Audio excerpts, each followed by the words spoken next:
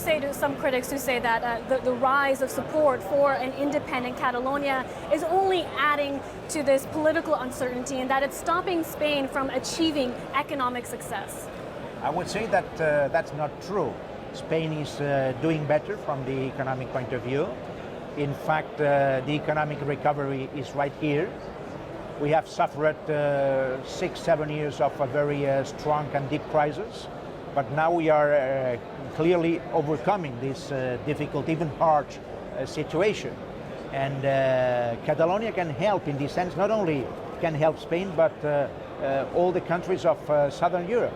In fact, the Catalan economy is the most open one in Southern Europe.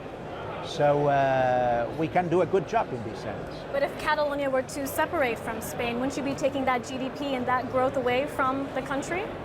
Why? Spain is also an important country from the economic point of view.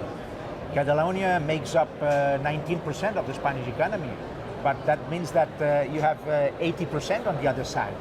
And I'm sure that Spain is perfectly able to do a good job in the economic field in the next years, even in the case if Catalonia becomes a new state. How are you spending the next couple of months ahead of that highly anticipated election in September?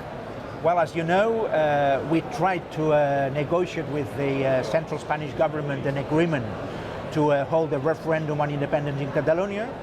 The central Spanish government said no, there is nothing to talk, there is nothing to talk about, there is nothing to negotiate, there is nothing to agree. After that, we tried to pass a specific law on consultations, non-binding consultations in the Catalan parliament. There was the central government again who that appealed to the Constitutional Court. The Constitutional Court blocked our law on non-binding consultations. So now we have only one way. Elections, snap elections. This is what I'm going to do, to call snap elections in Catalonia in September this year, to know the opinion of the Catalan people about the independence process.